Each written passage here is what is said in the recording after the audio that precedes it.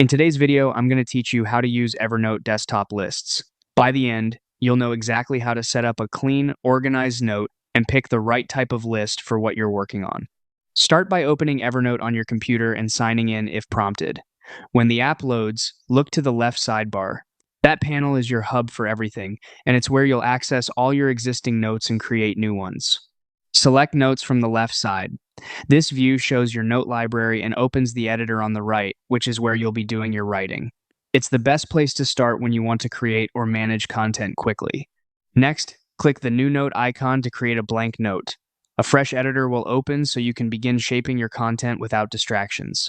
Give your note a clear, descriptive title at the top. A strong title makes the note easier to find later and sets the context for the content you're about to add. Think of this as your headline. Keep it short but specific. Now look for Insert in the Notes formatting toolbar. This menu lets you add structured elements to your note.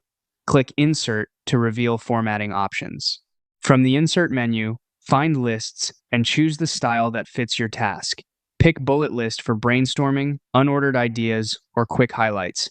Choose Numbered List when order matters, like steps in a process or priorities. Select Checklist if you're tracking to-dos you want to mark complete. Each item can be checked off as you go. Use checkbox when you just need a single, standalone checkbox inside regular text, not a full running list.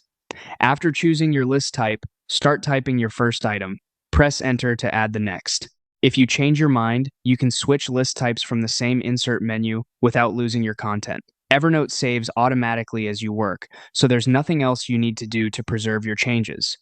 To revisit your note later, return to Notes in the left sidebar and open it from your list. That's all there is to creating and using lists in Evernote on desktop.